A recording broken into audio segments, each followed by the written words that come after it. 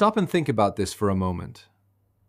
The United States has spent over $33 billion in 39 days of combat operations against Iran. It has fired more Tomahawk cruise missiles in a single month than it produces in 5 to 8 years. It has burned through interceptor stockpiles that cost $4 million per missile, shooting down drones that cost $50,000 each. 13 American service members are dead. 381 have been wounded. The USS Gerald Ford has pulled out of frontline operations. Oil is above $114 a barrel. Gas just crossed $4 a gallon.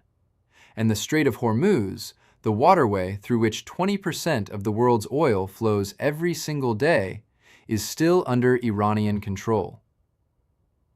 Now ask yourself one question. While America bleeds money and Iran bleeds infrastructure, who is actually getting richer, stronger, and more powerful with every single day this war continues? The answer is not America. The answer is not Iran. The answer is a country that has not fired a single missile, has not lost a single soldier, has not spent a single dollar on combat operations, and is sitting 4,000 miles from the nearest explosion, watching the two sides destroy each other with the patience of a civilization that has been practicing this exact strategy for 2,500 years. The answer is China. And by the end of this analysis, you will understand exactly why China wins if America wins. Why China wins if Iran wins. Why China wins if the war drags on indefinitely. And why every bomb that falls, every interceptor that launches, every barrel of oil that does not flow through Hormuz transfers power from Washington to Beijing through mechanisms that most Western analysts are not connecting. I am Professor Huang-Xu. If this analysis helps you see the war differently from the version cable news is selling you, subscribe right now. Share this video with everyone who needs to understand who is actually collecting the strategic winnings from this conflict. And drop your assessment in the comments, because the question I want you to answer by the end is this. Is there any scenario, any outcome, any version of how this war ends where China does not come out ahead? Let me start with something foundational, because without it, nothing I say after will land with the weight it deserves. America and China do not think about strategy the same way. America's approach to power is what I call the hammer doctrine. If there is a problem, you hit it. You hit it hard. You hit it fast. You hit it with maximum force. This is why the first instinct in Washington is always bombs. This is why the military-industrial complex is the most powerful institution in American life. Because the entire culture is built on the belief that force solves problems. China's approach comes from a book written 2,500 years ago by a man named Sun Tzu, The Art of War. And the single most important line in that book is this: the greatest victory is to win without fighting. Not to win by fighting harder, not to win by fighting smarter, to win without fighting at all. You position yourself correctly. You let your adversaries exhaust each other. And when the moment is right, when both sides are weakened and depleted, you move. By that time, the outcome is already decided. This is not philosophy. This is operational doctrine. And China is executing it right now with a precision that should alarm every strategist in Washington. Let me walk you through the scenarios, because the structure of this is what makes it so devastating for the American position. Scenario 1. America wins. The Iranian government collapses. A new friendly regime is installed. America controls the oil, America controls Hormuz. Total military victory. Even in this best-case scenario for Washington, China does not lose. Here is why. The Iraq War cost $2 trillion, and America did not even achieve its stated objectives. An Iran war against a country 4 times the size of Iraq, with 90 million people, with 45 years of preparation for exactly this scenario, will cost far more. The Pentagon's own burn rate is $891 million per day. The supplemental funding request to Congress, initially floated at $200 billion, has already been scaled back to between $80 and $100 billion, because even Congress balked at the original number. America's national debt crossed $39 trillion 3 weeks into this war. The interest on that debt alone is over $1 trillion per year. Every bomb America drops on Iran is a bomb paid for with borrowed money. And here's the question that matters. Who holds that debt? China holds over $750 billion in American Treasury bonds. When America borrows more to fund the war, when it prints more dollars, the value of every dollar declines over time. China watches this arithmetic very carefully. A financially exhausted America emerging from a trillion-dollar war is a weaker America. A weaker America is a gift to Beijing. The F-35 program costs $2 trillion over its lifetime, and the jets took 26 years to develop. The Gerald Ford carrier cost $13 billion and pulled out of the theater after a non-combat fire. Patriot interceptors cost $4 million each, and Iranian drones that cost $50,000 fly past them. All of this money flows into Boeing, Lockheed Martin, Raytheon. It drains the American treasury. It does not drain the Chinese treasury. China spends nothing. America spends everything. That asymmetry compounds with every week the war continues. Scenario 2. Iran wins. Or more precisely, America fails to achieve its objectives and is forced to withdraw from the Middle East. This scenario is catastrophically better for China than Scenario 1, and the mechanism runs directly through the petrodollar. Since 1973, all oil in the world has been traded in US dollars. This was the deal Henry Kissinger struck with Saudi Arabia. The Saudis price oil exclusively in dollars. In exchange, America guarantees the kingdom's security. Because every country on earth needs oil, and oil requires dollars, every country must hold dollars. This creates permanent global demand for the American currency.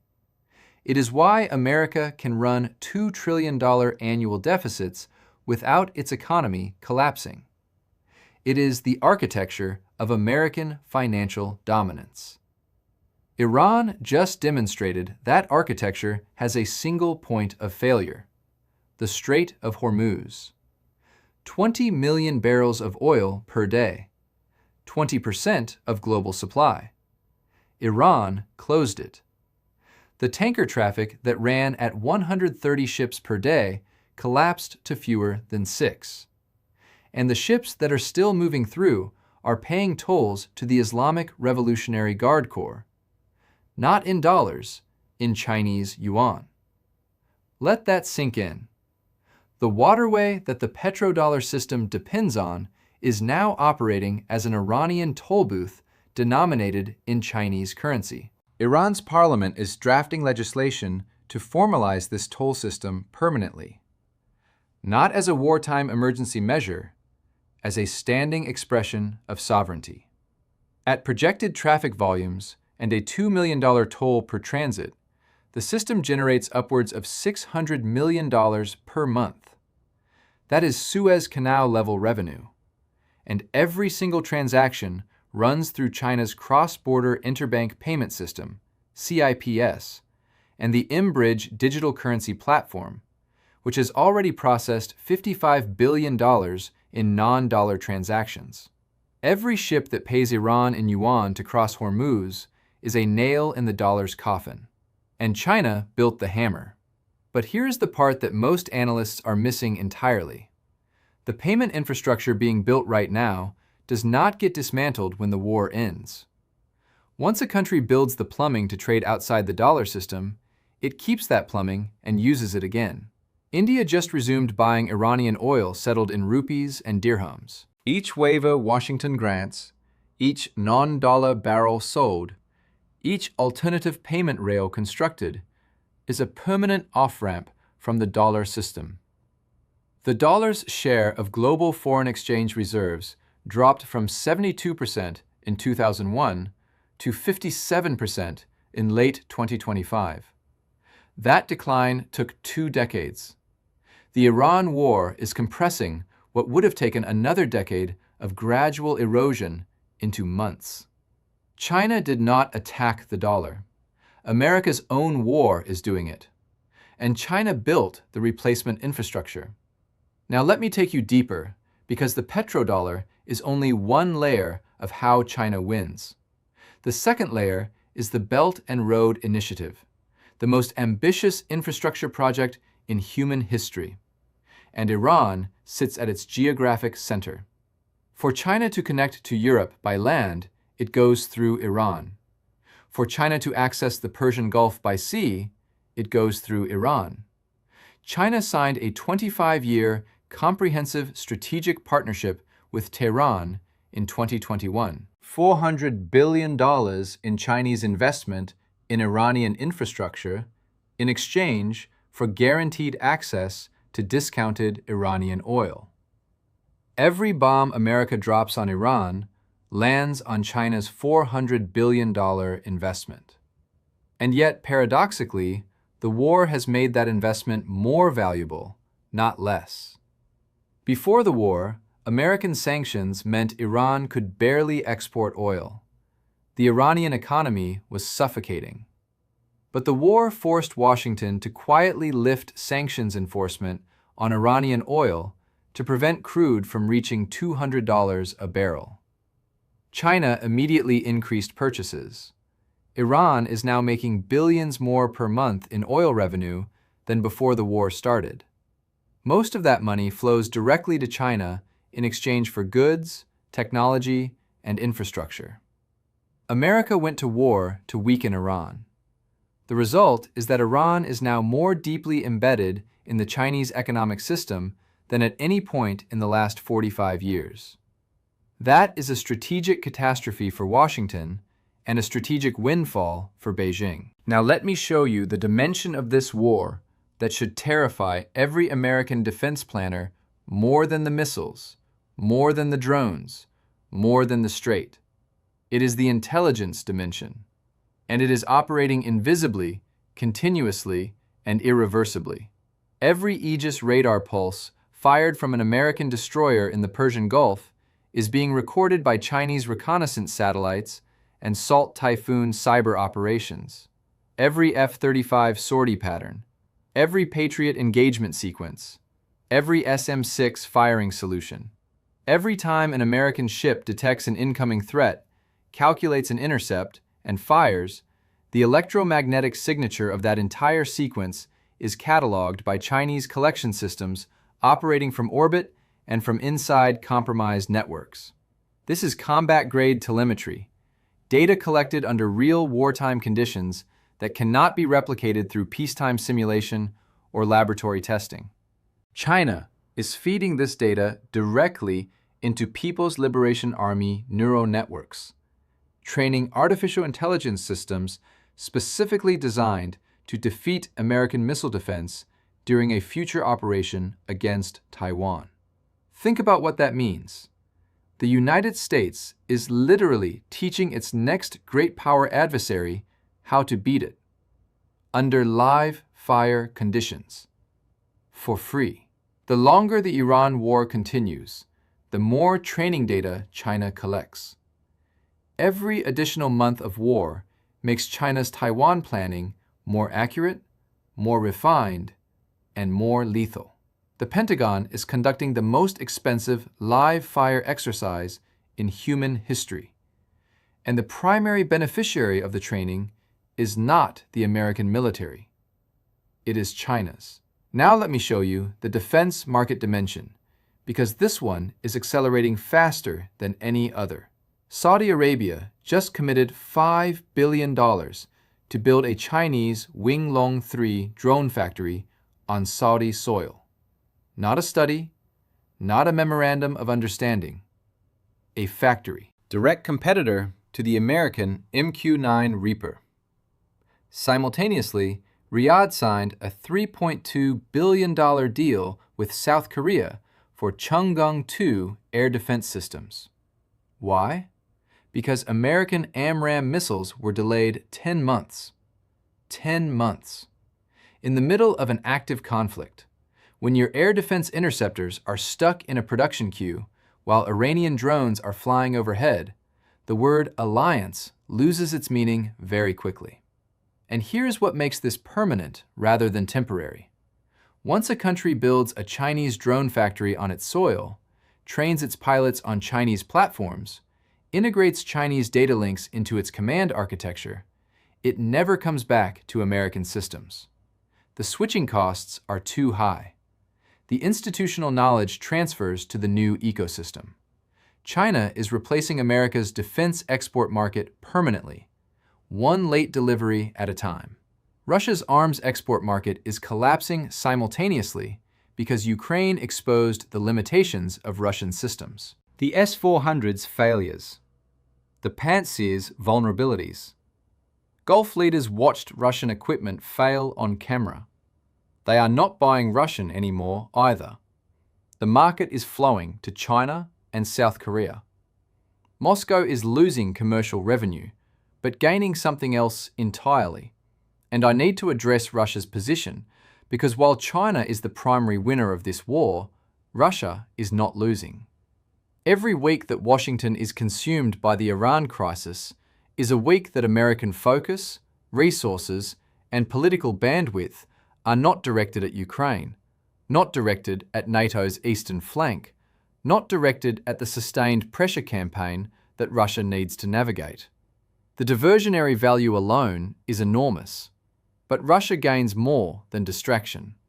The S-500 transfer to Iran, the 400 cruise missiles, the real-time satellite intelligence sharing, all of these generate dependency. Iran relies on Russian military technology. Russia gains a committed partner whose interests align permanently against American regional presence. And the demonstration that Russia will provide advanced weapons to nations fighting American forces sends a message to every potential Russian partner worldwide. Moscow can protect you in ways Washington cannot prevent. But Russia's gains are bounded by its own economic constraints, its own military commitments in Ukraine, its own demographic decline. China's gains are unbounded because China is not spending anything. China is only collecting. Now let me show you the supply chain dimension, because this is the one that reveals how deep the structural trap actually runs. The Pentagon's Replicator program, America's urgent initiative to mass-produce cheap autonomous drones to counter exactly the kind of swarm threats Iran is deploying, requires neodymium magnets, lithium batteries, gallium semiconductors, and rare earth processing. China controls 90 to 95% of global rare earth element processing.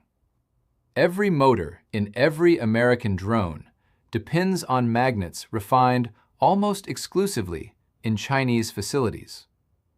DJI, a Chinese company, holds 70 to 80% of the commercial drone market. Motors, flight controllers, camera gimbals, all embedded in the Chinese industrial ecosystem. The United States is building its anti-China drone army out of Chinese raw materials. Beijing knows this. They have already begun restricting exports of gallium and germanium. They have tightened controls on rare earth processing technology. They are watching America scramble to build reshoring capacity at Mountain Pass in California and at a Linus plant in Texas, projects that will take years to reach meaningful production scale. If Beijing imposes a full rare earth embargo tomorrow, the replicator program grinds to a halt, not for lack of code, for lack of batteries and magnets. And there is a darker question that no one in Washington asks publicly. What if the commercial chips inside every budget drone contain dormant code, a sleeper algorithm, a backdoor? China allows America to build this arsenal because at the decisive moment, Beijing might simply flip a switch. The most advanced defense system in American history, assembled from parts sold by the adversary it is designed to fight. Now, the energy dimension, because this is where the war's economic damage to America becomes China's structural advantage for the next decade. Oil above $100 per barrel drives inflation. Inflation forces the Federal Reserve to hold interest rates high. High rates collapse venture capital funding. AI startups without revenue die. The entire American artificial intelligence boom, the sector that was supposed to guarantee American technological supremacy for the next generation, was fueled not just by innovation, but by cheap, abundant electricity for the data centers that train the models. The Iran war is destroying the financial environment that made Silicon Valley possible. Meanwhile, China is buying discounted Iranian oil at below-market prices. China runs the world's largest renewable energy grid, accounting for 74% of all large-scale solar and wind capacity under construction globally, compared to 5.9% for the United States. China controls the rare earth supply chains that AI hardware depends on. China has the cheap energy that America no longer has. The AI future is not being decided in San Francisco anymore. It is being decided by whoever has the cheapest electricity, the most reliable supply chains, and the most patient capital. On all three counts, that is China. Now let me bring in the historical parallel, because this pattern has played out before with devastating precision.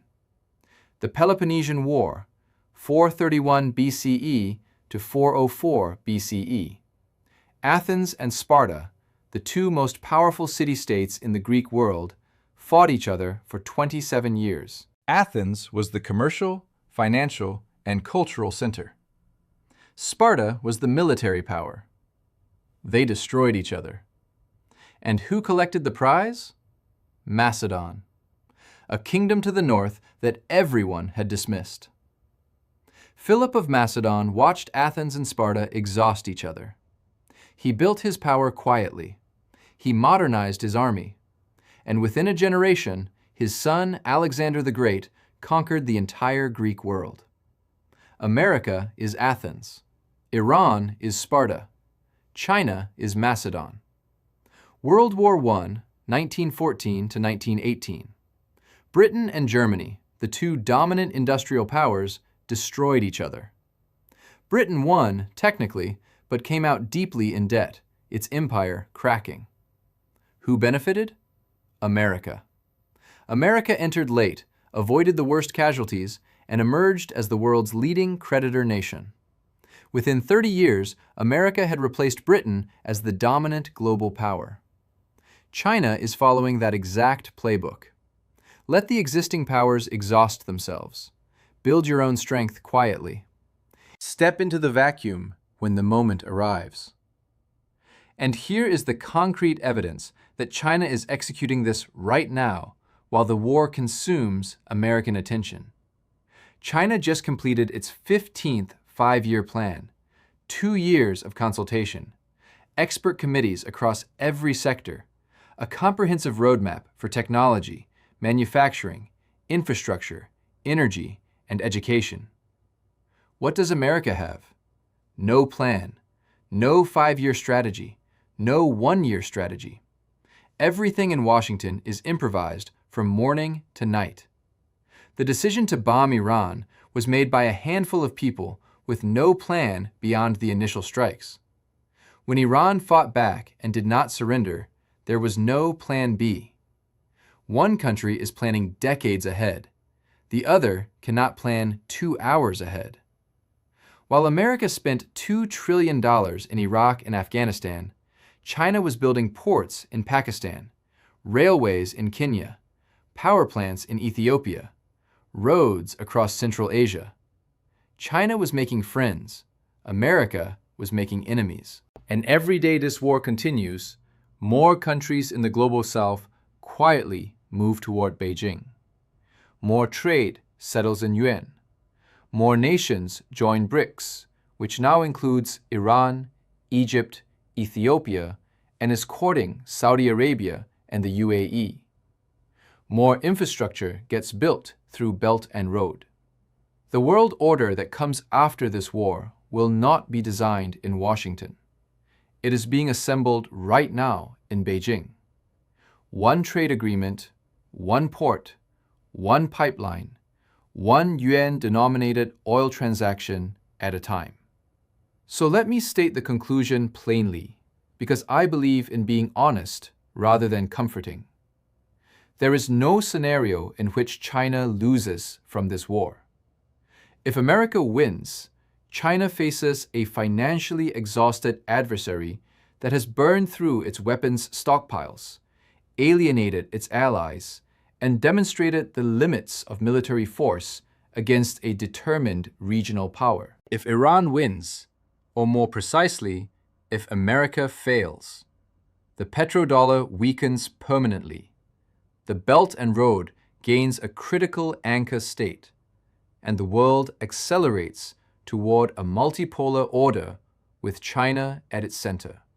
If the war drags on, which is the most likely outcome, every additional week transfers power from Washington to Beijing through 6 simultaneous mechanisms: financial exhaustion of the American Treasury, erosion of the petrodollar through yuan-denominated Hormuz transactions, collection of combat-grade intelligence for Taiwan planning, replacement of American defense exports with Chinese systems, destruction of the financial environment that sustains American AI dominance, and the deepening of Chinese supply chain control over the very weapons America is building to counter China. 6 mechanisms, all running simultaneously, all compounding, all irreversible. The most important geopolitical actor in this war is not America. It is not Iran. It is not Israel. It is China, the country that is not fighting at all. Sun Tzu wrote it 2,500 years ago. The greatest victory is to win without fighting. America is fighting this war. Iran is surviving this war. Russia is benefiting from this war. And China is winning this war. The question I want you to answer in the comments is this: is there any outcome, any scenario, any version of how this war ends where China does not come out stronger than when it started? Because I have looked at the structure from every angle, and I cannot find one.